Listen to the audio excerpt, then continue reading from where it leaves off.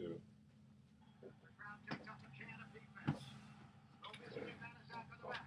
I'll just play it. Okay.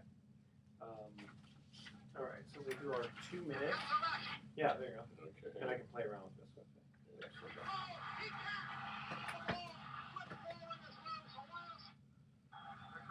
Okay, that's a whole minute, right? Yeah. Okay, so what we'll do is, if we're going to play it in the very beginning, what we'll do is, we only have a 2 minute and 26-second segment. Okay. So we'll just quickly, welcome to Sports Econ 101. We got a special treat for you. Blah, blah, blah. How's that? Sounds good.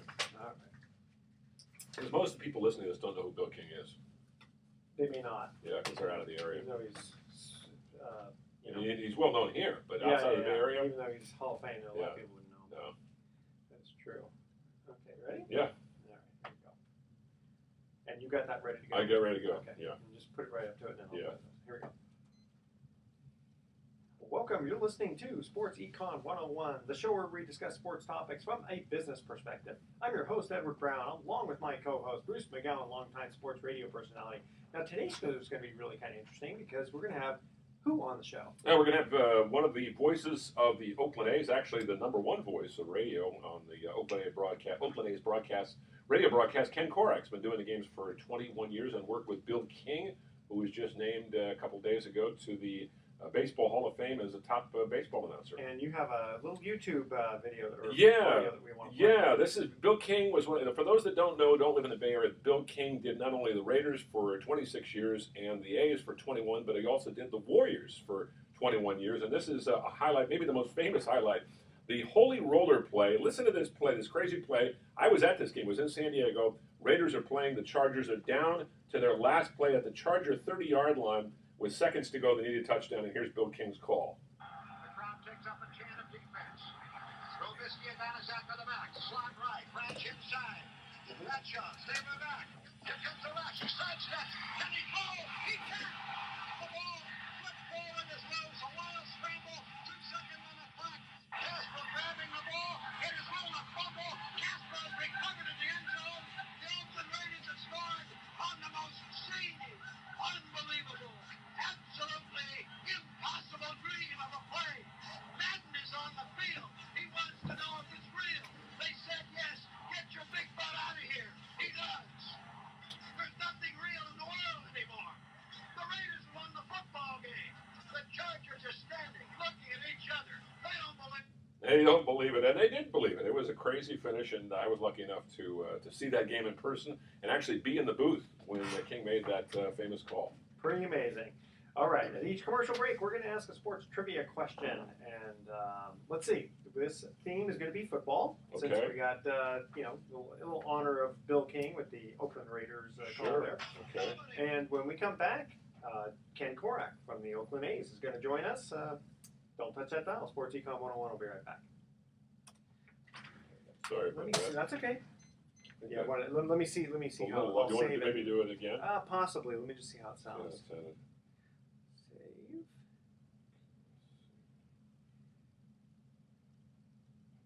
It's just how. See.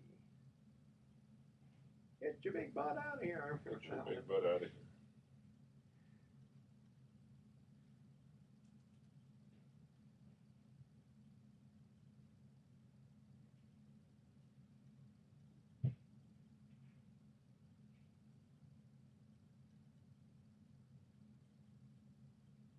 Bill King's call here too. This is good. All right, so let's hear how this sounds.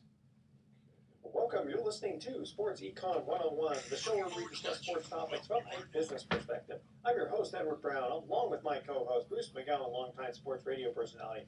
Now, today's show is going to be really kind of interesting because we're going to have who on the show? Now we're going to have one of the voices of the Oakland A's, actually the number one voice of radio on the Oakland A's radio broadcast. Ken Korach's been doing the games for 21 years and worked with Bill King, who was just named a couple days ago to the Baseball Hall of Fame as a top baseball announcer. And you have a little YouTube video or audio that we want to play. Yeah, this is Bill King was one of the, for those that don't live in the Bay Area, Bill King did not only the Raiders for 26 years and the A's for 21, but he also did the Warriors for 21 years. And this is a highlight, maybe the most famous highlight, the Holy Roller play. Listen to this play, this crazy play. I was at this game. It was in San Diego. Raiders are playing. The Chargers are down to their last play at the Charger 30-yard line with seconds to go. They need a touchdown, and here's Bill King's call. Oh, we better do that again, huh? That's all right. Not a big deal. Yeah. Okay. Bring it up. Okay. Yeah. Let's. That's funny. That is funny. Rose, come on. If you want to give me your phone, actually, I can. Yeah, I'll let you do it. Okay. Okay, hang on a second. I get you the right one. Where are we here? Okay, this is it. Hang on a second. There we go. Make sure this is the right one. Okay.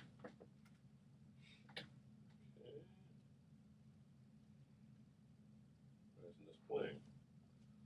Come on, you stupid thing, play. Actually, you know what? The crowd takes up a kick. Okay. Defense. The crowd. So all you have to do is hit that little arrow, and it's at high level. Okay. Okay. And the microphone is right. Yeah, I'm not sure where it is. Yeah. I think Okay. it's right I'll there. Yeah. Okay. All right. Let's. Yeah, you know, if you want me to, I'll do it only because Okay. this phone does some weird things sometimes, and it'll go black, and I know how to bring it back real quickly. Gotcha. Yeah. Okay. Okay. So I'll just bring it up like that. Well, Like how would we like that? Was that how we were doing like this? Probably. Well, I got it at a high level. wherever your phone is, put it like right up to it. takes up a kick. Here, let me. Let's see how this is. Trubisky and Banaszak on the back. Slot See right. that? Branch Is that good? inside. That's perfect. Okay. That's perfect. All right. Here Okay, let's see how that sounds. Okay. That's perfect. Okay, that's perfect. The Yeah. crowd takes All right. I like this idea though, of playing it. Yeah, it's fun. We did that with Sid Bream. Too. Yeah. Good. Remember that? All Sid right. Bream. What's he doing these days? I forgot it. Somewhere in Pittsburgh. Yeah. All right, here we go. Okay.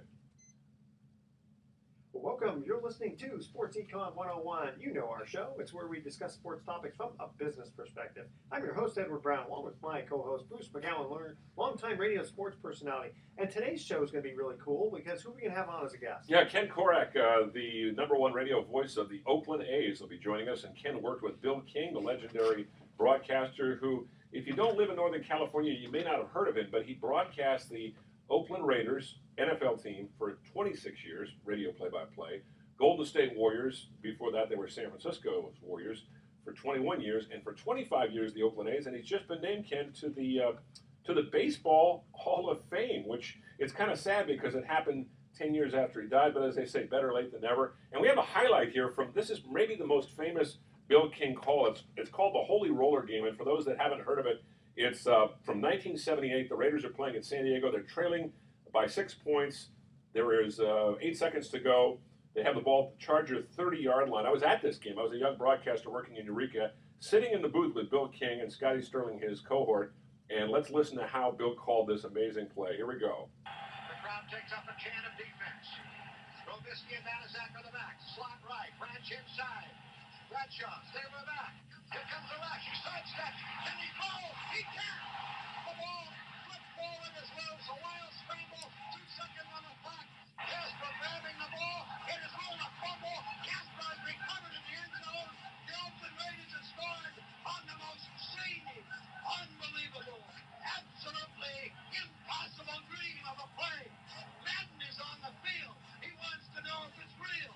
They said yes. Get your big butt out of here. He does. There's nothing real in the world anymore. The Raiders won the football game. The Chargers are standing, looking at each other. They don't believe it. Nobody believes it. I don't know if the Raiders believe it. It's not real. 52,000 people minus a few lonely Raider fans are stunned. A man would be a fool to ever try and write a drama and make you believe it. This one will be relived forever. So there you go. Great call from Bill King. And, of course, that was one of those games that we'll always remember if you were there. All right, stay with us. Sports Econ 101 will be right back. Okay, All right, perfect. That was good. Yeah. All right.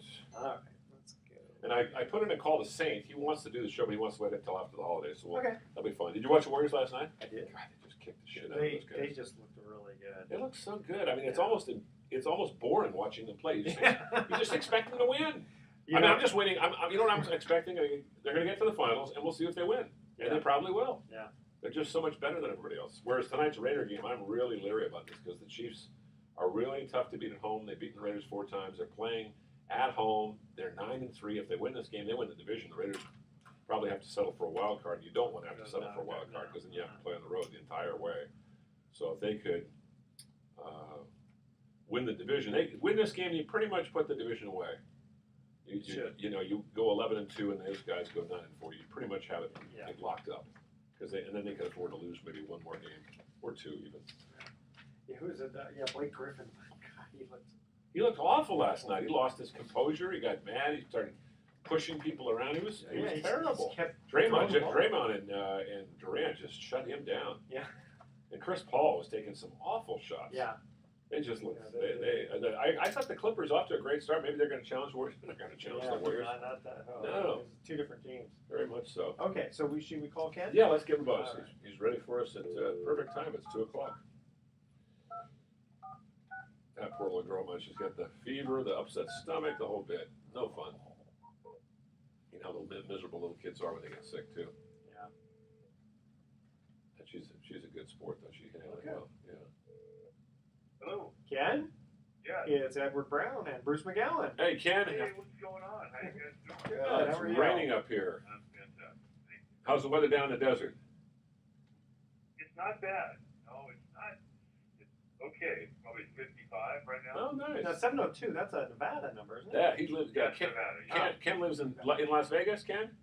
Yeah, Las Vegas.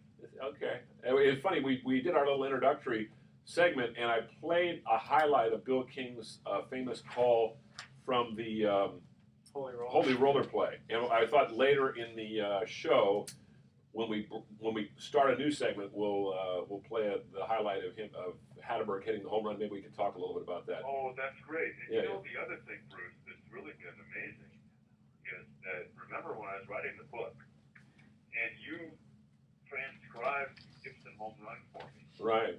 And we ran the whole thing in the book. I don't know if you saw. Yeah. No, I Dan did. Brown ran the entire call in the Mercury News. I saw that. Yeah, I did. I heard about that.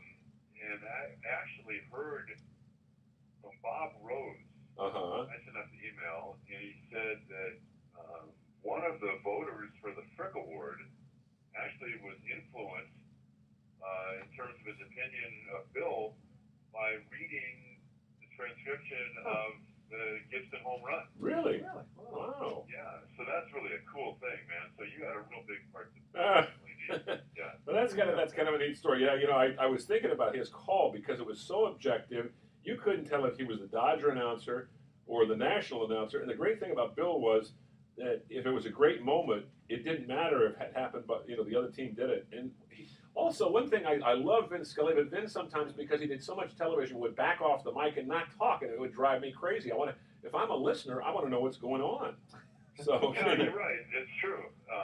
And Bill would not do that. He would give you No. And there's the famous story of one of the players after he had heard Bill make a ball of the other team a home run, and he said, Bill, that sounded just like one of our guys had hit it. Yeah. He was kind of pissed, and Bill said, "Well, you just paid me a great compliment." Yeah, Bill always appreciated that. He did. Well, he wanted to see the hometown team win, but he was definitely not a homer. Yeah, I think people probably one thing they probably didn't. He really wanted the A's to do well. Yeah. He was very emotionally invested in the A's doing well.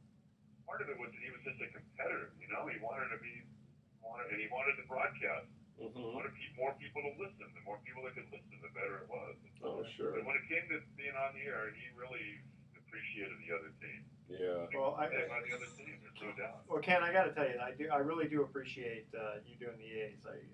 I enjoy your broadcast. Well, it's nice of you to say. Thank you. I appreciate it. Really, it's been a lot of fun. What was fun about that call that we were talking about, the Gibson homer too, that King was almost prescient in his call.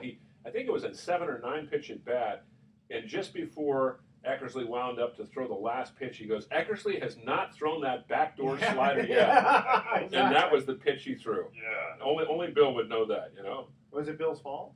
Yeah, that's right.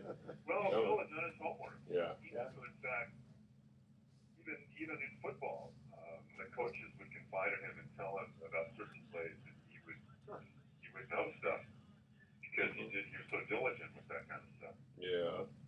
Are you guys ready? We are indeed. Okay. All right. Here we go. Okay. Welcome back to Sports Econ 101. I'm Edward Brown, your host, along with Bruce McGowan. Bruce, who do we have on the phone? A good friend of ours, Ken Korach, longtime broadcaster on radio with the Oakland A's. And Ken had the special thrill of getting the news that his late partner, the legendary Bill King, who, as we mentioned, broadcast the Raiders and Warriors and then in the A's also for 25 years, was just named to the Baseball Hall of Fame, an honor that was long in coming. And Ken, great stories about Bill King. I mean, where do you start with him? You spent the last 10 years of his career alongside him, getting to work with him, which must have been just such a pleasure. Can you tell us any little asides about Bill King? Because there are a lot of our listeners, as I mentioned in the opening of the show, who are not from Northern California. And Bill was exclusively a Northern California guy, with the exception of the few years that the Raiders played in L.A. Well, he was, and thanks for having me on. And I guess I'll start with the reason I wrote my book about Bill and why I felt so strongly about his candidacy for the Frick Award for the Hall of Fame was just how great he was to me. He was incredibly gracious and supportive in a situation where it might have been tough for me because I replaced Lon Simmons, and as you guys know, Bill and Lon spent 15 years together in the A's booth, and now it's so fitting that they're both Frick Award recipients, but it could have been a daunting thing for me coming into the booth and replacing Lon, but Bill reached out to me, and that was the way it was the entire time we worked together. He was an amazing guy, as you both know. His interests ran the full spectrum, the full gamut, and I thought that all of that added a texture to his broadcast because he was someone who was more than just a baseball or basketball or football announcer. He was really a remarkable guy. And one of the things we all loved about Bill King, too, is that it didn't matter whether he was doing the NBA or the NFL or Major League Baseball. He just sounded like that was the sport that he was meant to be doing. Exactly. I mean, there aren't too many guys who can cross over like that. Yeah, there's no doubt. I think that the thing that was amazing about doing all three sports, and a lot of people have done all three, but maybe not at the level that Bill did them, and especially at the Major League level because of the overlap of the season. It's one thing to be versatile, it's another thing to do it without getting any sleep. The things about Bill, he had such a vision for life that if he slept for 5 or 6 hours, he felt like he was being robbed of part of the day. Wow. He could somehow get by on 3 or 4 hours sleep, and he'd be running around all over the country when the seasons would overlap when he was doing the Raiders and the A's and the Warriors at the same time. I remember one story about Bill. He told me when he went to New York, the thing he loved the most was that he would prowl the museums. I said, Bill, where do you have the time to do that? He goes, I get up at dawn and do a little exercise, then rush right over to the Museum of Modern Art or the Metropolitan Museum or the Guggenheim, and he just loved to peruse and prowl through those halls and look at those pictures. I know he was also into classical music, but when he went to New York, he just ate up that culture, didn't he? He really did, and he was a connoisseur of the arts and also of fine dining. His life ran the full spectrum, like I said, when it came to his culinary habits. As Mickey Morabito said in one of the stories that I read in the Bay Area papers today, you could find him one day at a 5-star restaurant with a tuxedo on, and the next morning he'd be out of some taqueria. I love it. He's incredible, and he might have had a Dos Equis and a taco or something. And then he'd go back take a nap, and he'd be ready to go for the game that night. So, he really left no stone unturned when it came to his life. One thing I loved about the service that was held for Bill when he passed away, it was only a week, I think, after the 2005 season. He died of a pulmonary embolism during a routine operation, which is one of those terrible things that can happen. It's just a bad break. But Al Davis got up there and gave a very moving speech, and he talked about, in kind of a funny little story, he talked about the first time he saw Bill, and Scotty Sterling, I guess, had been the general manager and had hired Bill to do the Raiders in '66. And he was at training camp, and Al walked by, and he sees this little guy, cross-legged with shorts on and flip-flops, taking notes, wearing a mustache and a beard, which in those days, in the mid-'60s, was not real popular among, the NFL. And Al went up to Scotty Sterling and said, "Who that? Blankety blank is that guy." "Well, that's our new broadcaster." "What? Who? That guy?" And then he said, then I started listening to him that fall, and I realized I had hired the best guy possible. And of course, he and Al Davis had a wonderful wonderful relationship. Yeah, they did. They were very close, and they would usually on the road, if Raiders were on the road somewhere, they would have dinner. Bill would be part of Davis's party for dinner the night before. And Scotty Sterling is someone, the late Scotty Sterling, someone who had an incredible history with sports in the Bay Area, and was very close to Bill. In fact, Scotty worked in the front office for both the Raiders and also the Warriors. And Scotty was in the booth doing color with Bill on the Raider broadcast for some of Bill's most memorable calls with the Raiders.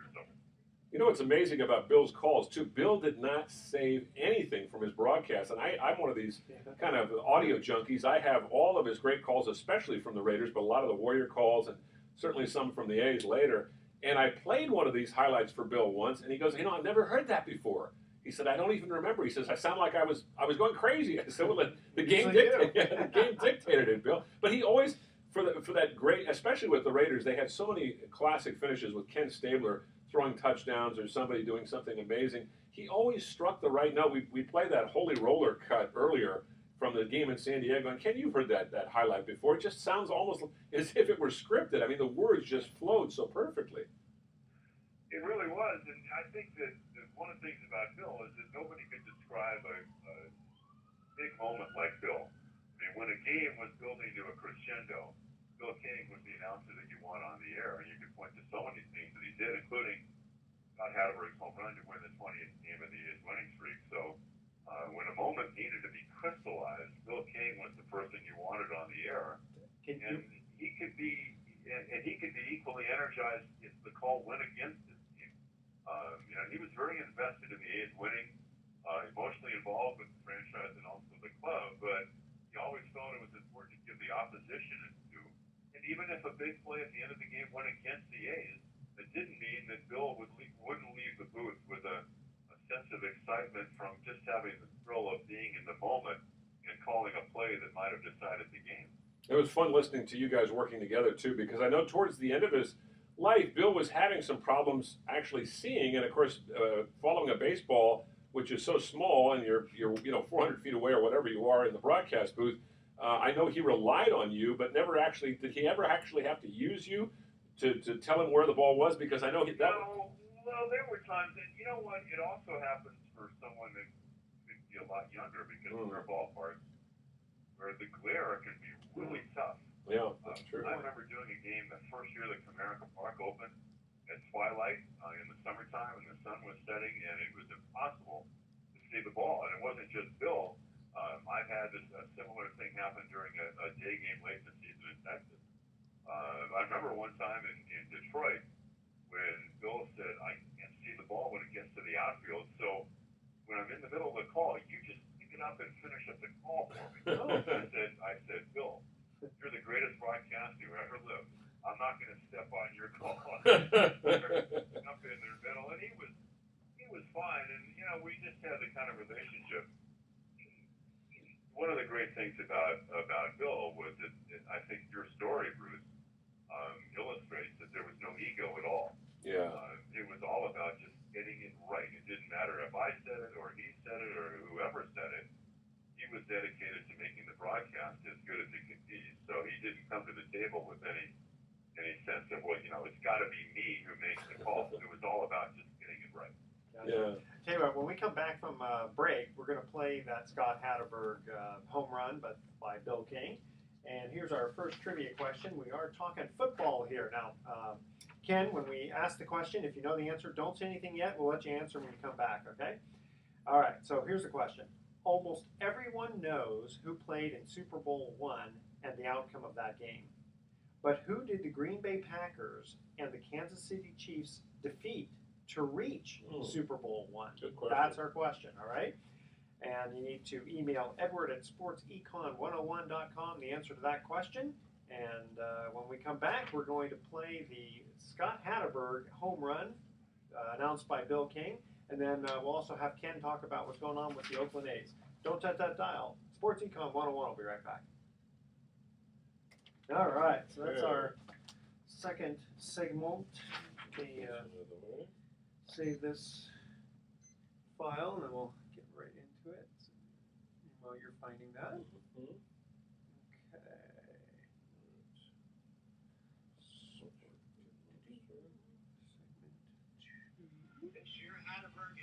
How does that sound? I can't tell you, Okay. but do the same thing you did before that one. Okay. All right. How just by so I know how long is the segment? It is a minute 10. That's fine. And my battery's down to 2%, so it may drop out right in the middle. So we may have to go to your cell phone. Well, why don't we just do mine then? Okay, you want to do? You know how to get it. Uh-huh. All right. That's a great thing, Ken, about all these Bill King calls is you can find them on YouTube and you can listen to them with the. Yeah, they're all over the place now. It's really cool. With the video. One of the games that I thought I'd never find because I didn't have an actual broadcast of it because I was at it was the Sea of Hands game, and you can get the entire Sea of Hands game on YouTube. There's no video that goes with it, but you got the audio, and it's wonderful to listen to. That was such a great game. Okay, that was Bill and Scotty. That was Bill and Scotty. Yeah. Just put Scott Hatterberg game-winning homer Bill King YouTube, and you'll find it, and it should be 110. Home run 20th. And there's a commercial in front of it, so you got to let the commercial to play, and then stop it. And then, okay, 1 minute and 12 seconds. Yeah, that's it. So are you doing any basketball or football? No, I pretty much, in the off season, I shut it down. Okay, well that's good. You don't need the extra work. It's nice to have some time off. Yeah. Okay. Yeah, it's All ready. right, So we'll answer the question, and then we'll go into this one here. Okay, sounds good. All right. Thanks so much for doing this, by the way. Yeah, Ken. appreciate it, It's Ken. great. Yeah. Anytime. Okay. Here we And go. if you want to mention the book again, let's do that. Oh, absolutely. Yeah. Okay. That's a great book, by the way. Welcome back to Sports Econ 101. Again, I'm Edward Brown, your host, along with Bruce McGowan. Here is our first trivia question. Almost everyone knows who played in Super Bowl I and the outcome of that game, but who did the Green Bay Packers and the Kansas City Chiefs defeat to reach Super Bowl I? Now, I know that answer. You do? Okay. I'm almost positive. I don't know if Ken knows it. Ken and I are about the same age. He might, be one of those creatures of habit who remembers all these superfluous, nonsensical facts and figures like me, but for some reason it just stuck in my mind. Ken, you got an answer for that? You're going to just give it a guess? No, I can tell you all about Lenny Hudson and Buck Buchanan and Bobby Bell. Yeah. I remember Buck Buchanan, even though they lost the game, but nothing on that. It was they beat Buffalo in the AFL title game, and they beat them convincingly. And the Green Bay Packers won a thrilling game over the Dallas Cowboys on Bart Starr's sneak with 13 seconds to go. Oh, no time. Is that the Jerry Kramer? That was the Jerry Kramer block, and also if he hadn't been able to move, I can't remember I think it was Jethro Pugh. That was the ice bowl. Jethro Pugh was trying to get to. Yeah. That's right, and it's always considered one of the great games. But if he hadn't been able to move Jethro Pugh out of the way, and if he'd been able to tackle Bart Starr, the game would have ended because there were no timeouts left. And that's still the coldest game on record, I think. Well, I think there have been a couple that are there, but it's right there. It's right there. It's right there. Yeah. 30 below with wind chill or something crazy. Ridiculous. Okay, so we have Ken Korach on the phone. Right. Who's Oakland A's announcer. Right. We've been talking about Bill King for a little bit, and we also have another exciting moment. This is from this is from 2000, I believe, or 2002, Ken. 2002. The A's won 20 games that year, and the 20th victory was accomplished. It was the craziest game. Just kind of set the tone for us on what happened in that game, because I believe the A's had a huge lead, blew it, and then actually won it on Hatterberg's walk-off homer. Yeah, it was a Wednesday night at the Coliseum. It was a sellout crowd. It was well over 50,000. And the A's had won 19 consecutive games. El Tejada and his heroics, incredibly, with a home run off Eddie Guardado in the ninth inning to win the 18th consecutive game on a Sunday. And then on Labor Day, on the Monday, the Royals came to town, and Tejada with a base hit in center field with a 5-man infield employed by the Royals manager Tony Pena against Jason Grimsley, won the 19th game. It's kind of odd because there was a day off in between. There was a day off on Tuesday, and then the A's and Royals resumed what was just a 2-game series Wednesday night, and the A's looking for their 20th consecutive game and what would turn out to be an American League record for the longest winning streak. And they had Tim Hudson on the mound. They had an 11-0 lead, and of course everybody was thinking this is going to be just a walk to the clubhouse to get it back and celebrate. Well, it didn't happen that way, and that's where set up goes the historic Hall of Hatterberg's home run. All right, here we go. This year, Hatterberg in pinch hitting roles is 1 for 5. 269 average. He's gone deep a dozen times. Now the pitch. Swung on. There's a high drive. Hit way back. Right center field. Not for the A's.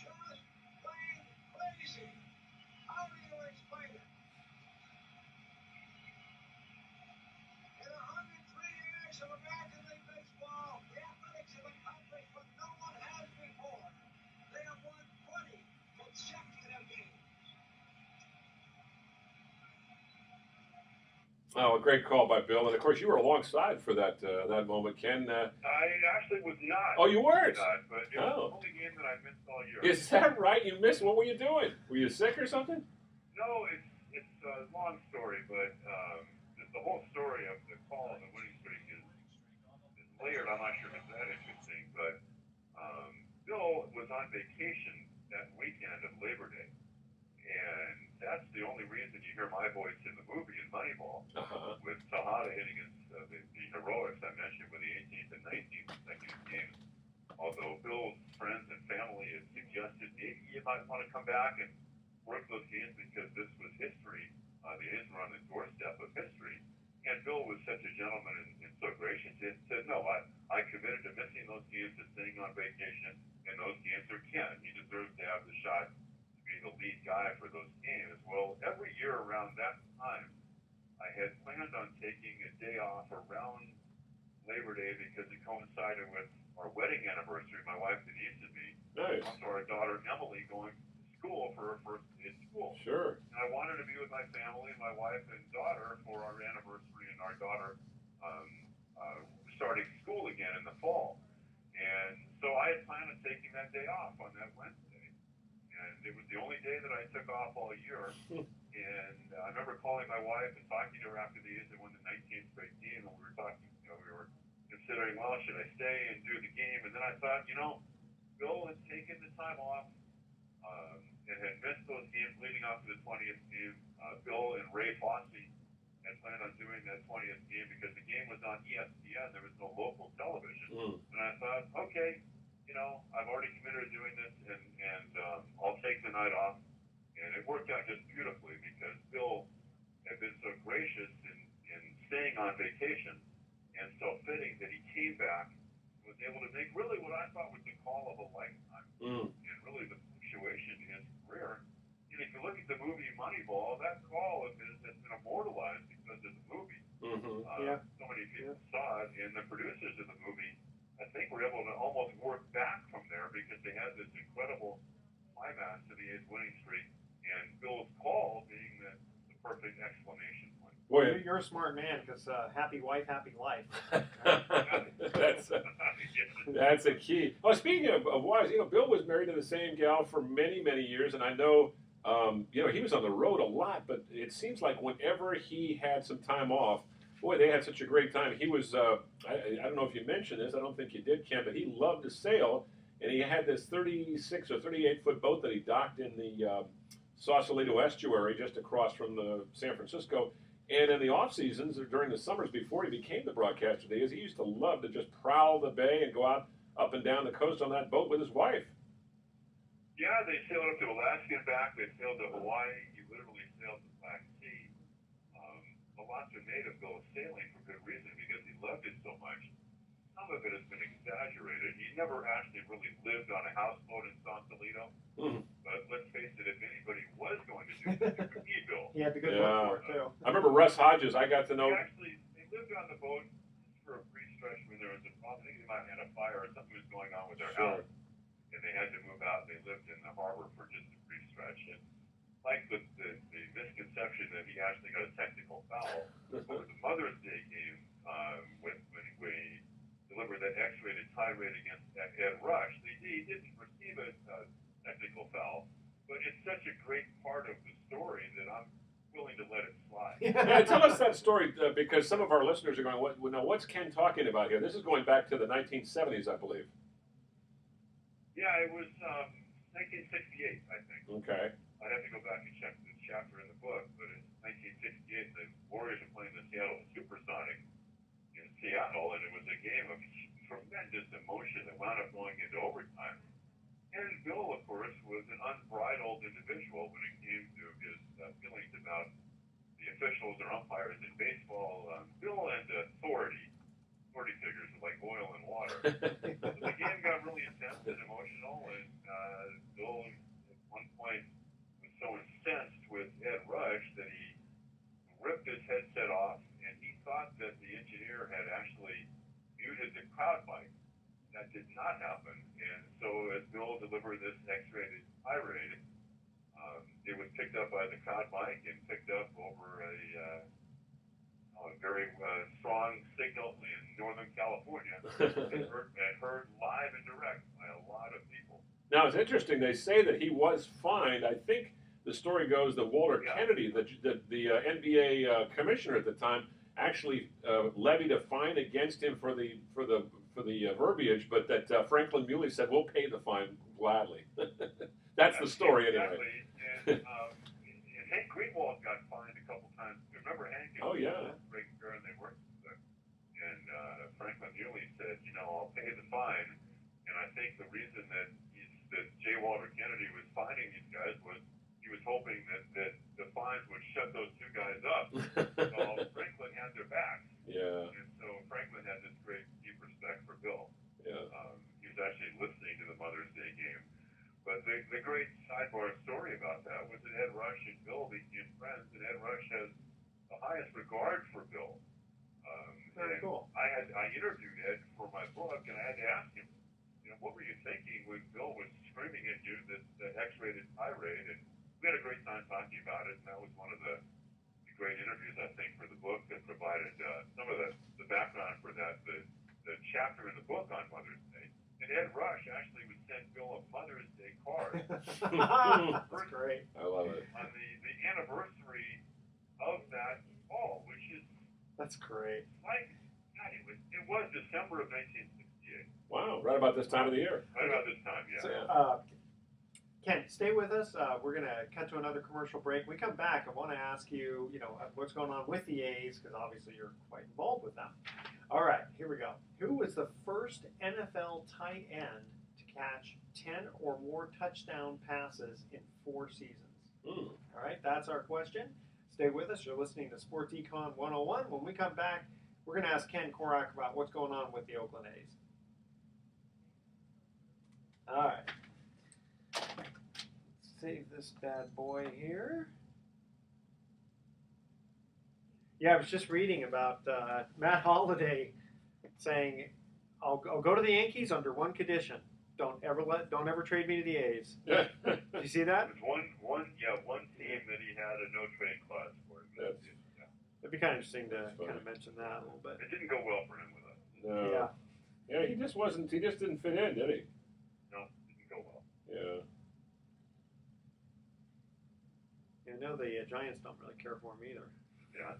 That guy. Just seeing him, the cool air, it kind of bothered him. I don't ever made the adjustment. Yeah. I don't know if you're a hitter, you don't want to be in that park. No.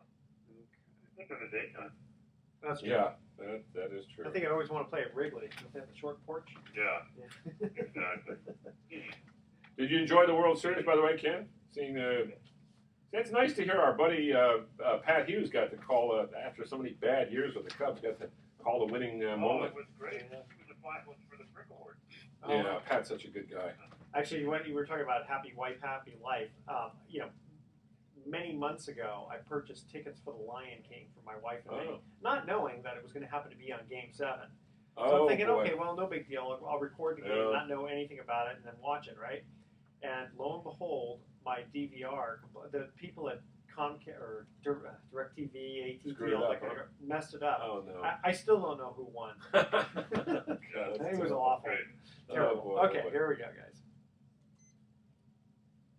Well, welcome back again to Sports Econ 101. Edward Brown here with Bruce McGowan and our special guest Ken Korach. Quick question here was, who was the first NFL tight end to catch 10 or more touchdown passes in 4 seasons? 4 consecutive seasons, or just 4 seasons in general?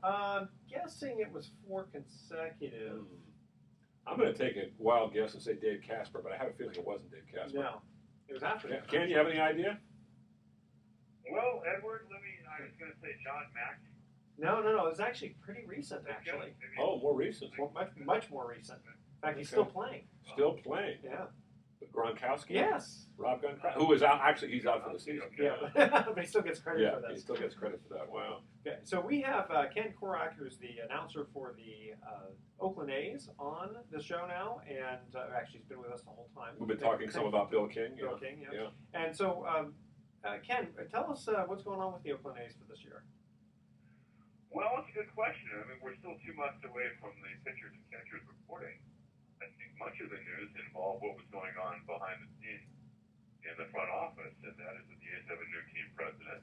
And Lou Wolf, who served as the managing partner for the A's for many, many years, has moved aside, and John Fisher has taken over in that role. They both, of course, served as owners of the club for many, many years, going back to around the year that Bill passed away back in 2005. So there have been changes in the front office. I do know that, and I'm not with the club right now and wasn't in D.C. for the winter meetings, but a lot of their focus in terms of acquisitions has come with the outfield. They've been very frank about this, and I certainly agree that they really need to fortify their outfield. They feel good about the bullpen. They feel good about the infield and their young pitching.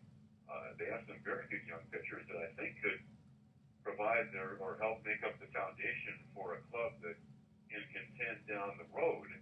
I think they believe they're a couple of years away from that, but they need help in the outfield. There's no question about that. So that's the focus right now. Such a strange situation with the A's because they've been in limbo over this ballpark issue, getting a new ballpark, and it seems as if that we've talked about this off air, that even if they don't get a ballpark, they're kind of stuck in Oakland because there's no big city out there that could woo them with a ready-made major league park. So it's not behooving Oakland to drag its feet, but it hasn't hurt Oakland, at least, as it has with the Raiders, who have an alternative with possibly Las Vegas. What's the latest on the A's and their ballpark situation? Do you think they can get this thing finally built?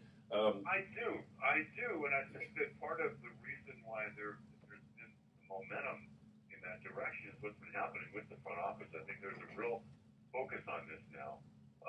And A's fans have been down this road before. We all have. I worked with this team for 21 years now, and so there's been a lot of disappointment and frustration. But my sense is this is going to happen, and I think Oakland is the perfect place for it to happen. I've always said this, and as someone who has lived in the Bay Area almost full time, at least off and on since 1979, I firmly believe that the Bay Area is a two-team baseball market.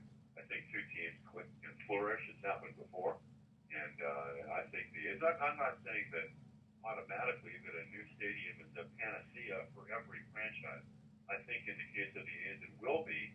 I don't know exactly where it's going to happen, but I'm more encouraged now than I've ever been that something will happen and that maybe an announcement will come at least before the end of the next baseball season. So, I think it's imperative that happens. Now, would they tear down the old one and build it exactly where it's at, or would they remodel the current one, or just find a better place? I think remodeling is out.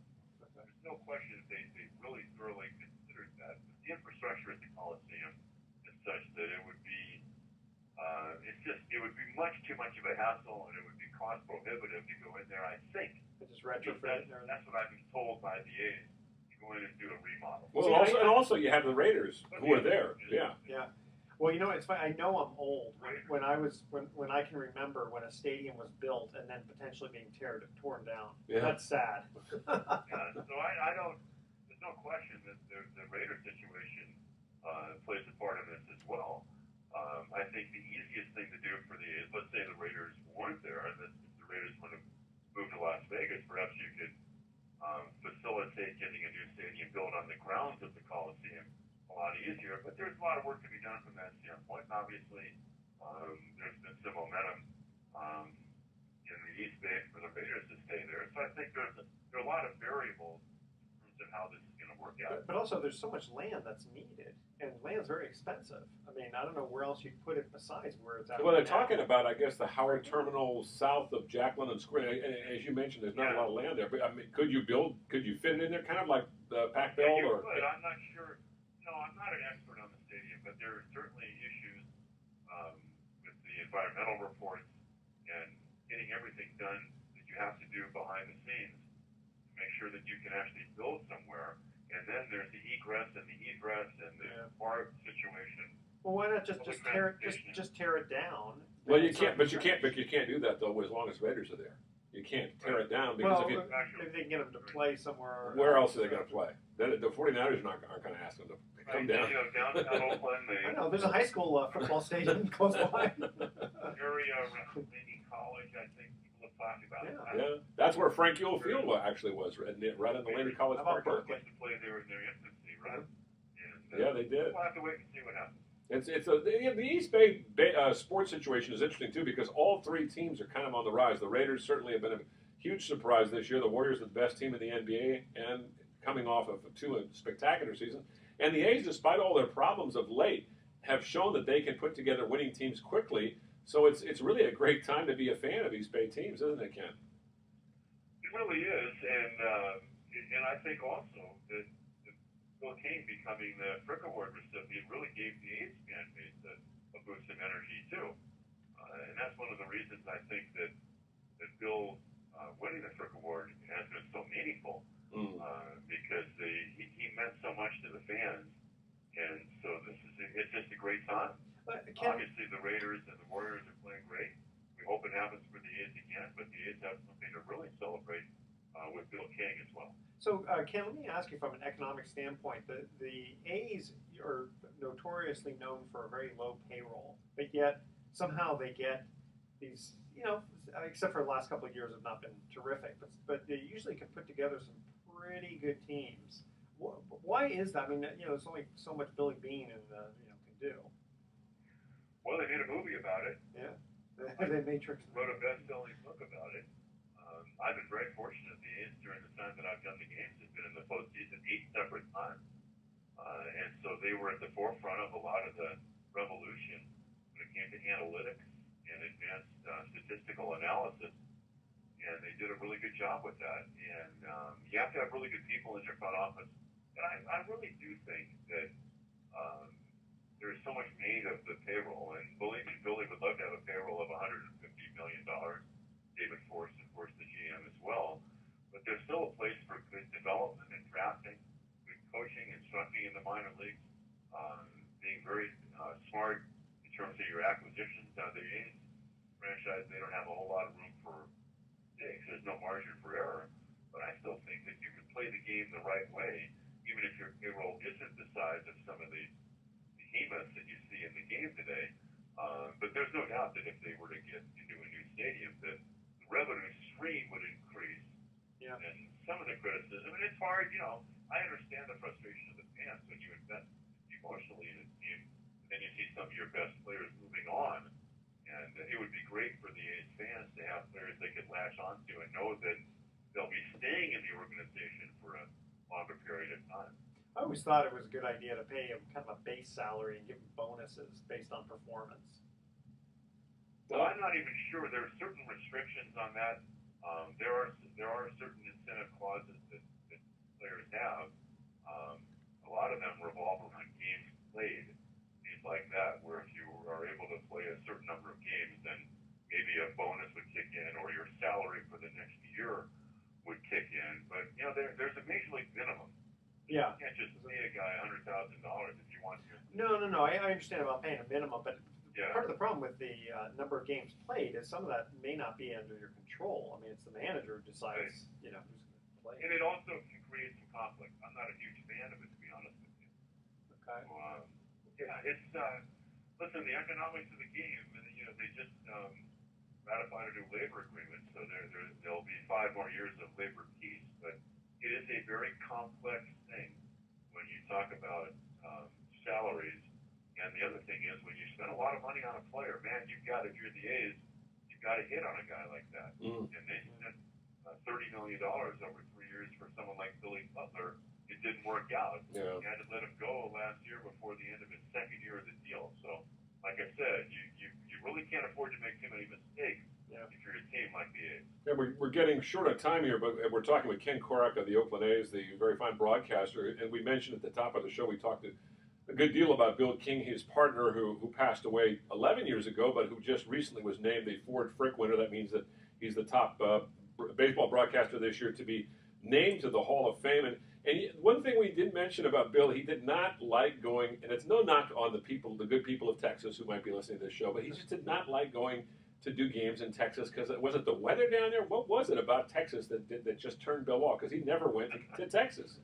Well, he wouldn't go in the summertime. As the schedule evolved, the A's, for the end of Bill's career, would actually make 3 trips there. He would try to go the first trip, maybe the last, but certainly in the middle of the year in the heat of the summer, he had a real aversion to that, and he did not go. The biggest thing was the wind. Bill, there's no middle ground for Bill in terms of his likes and dislikes. And one of the things he intensely disliked was wind because he was so organized. When Bill walked into the booth, and Bruce, you've seen this, Yeah. with all of his notes and media guides and scorebook and that huge binder that he had with him, and he had it all carefully planned out as to where everything would be during the game. Well, in Texas, the wind wreaked havoc with that. It would blow everything all over the booth. Couldn't deal with it. Yeah, I remember. I told. Yeah, go ahead. I'm sorry, Ken.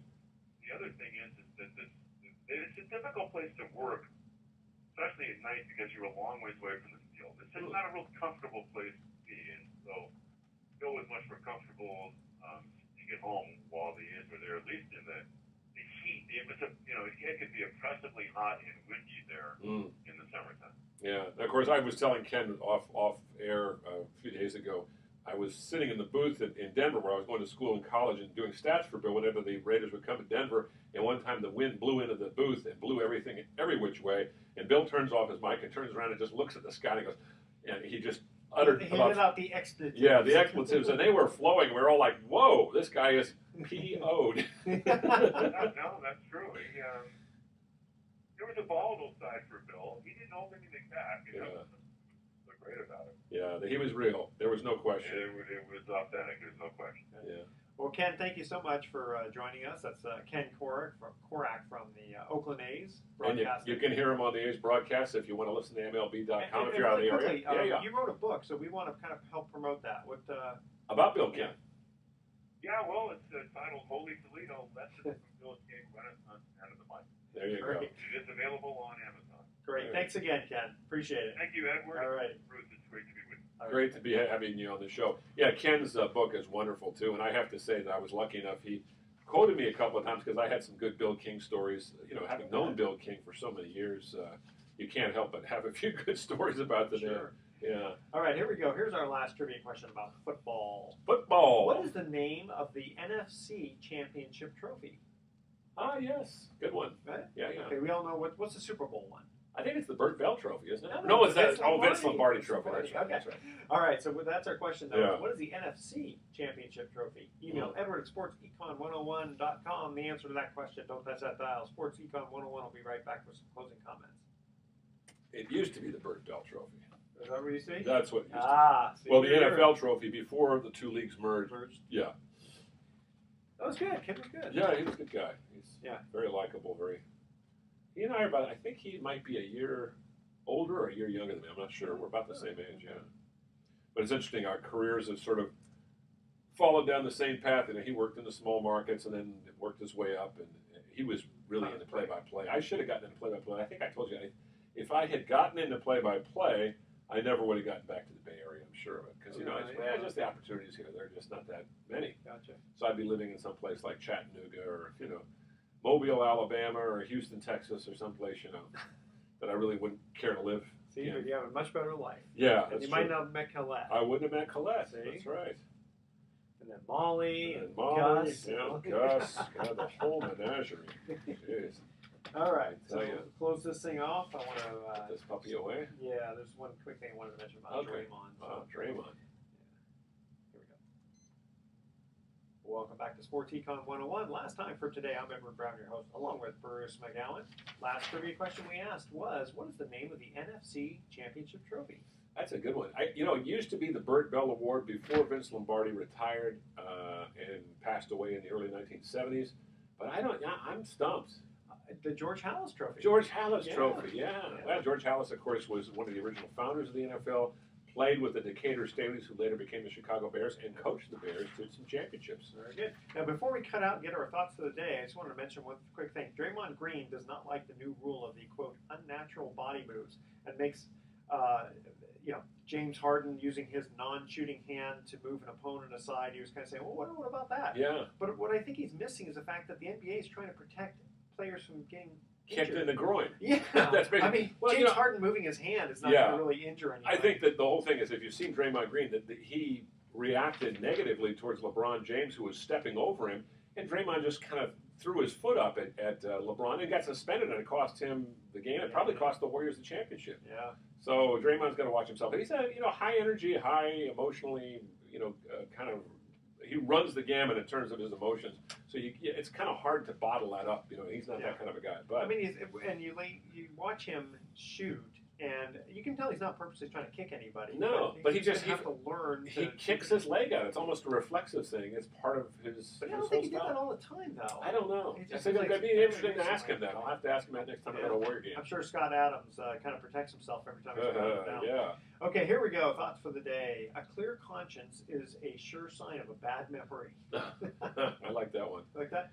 And life is not about how fast you run or how high you climb, but how well you bounce. I like that one, I too. guess that's kind of a bounce back. Right? Bounce back, yeah. Not too There bad. you go. We can learn a little something from Edwards.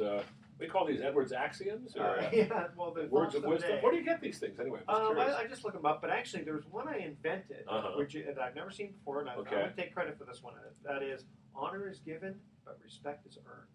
Very good. You I like that one. I love that one. Honor your parents, but yeah. I think I've heard that somewhere though. Right here. From me, exactly. Sports Econ 101. That's right. Tune in next week to Sports Econ 101. We're going to be discussing sports topics from a business perspective and asking more sports trivia questions. Thanks for listening. On behalf of our team, I'm your host, Edward Brown. We'll see you next week. Good night, America. So long. Another one bites the dust. Show. Good show. Good show. Good show. show, my friend. Good show. Good show. Yeah, Give my little wifey a call. See if she needs me to. She said, I need you to stop by the store and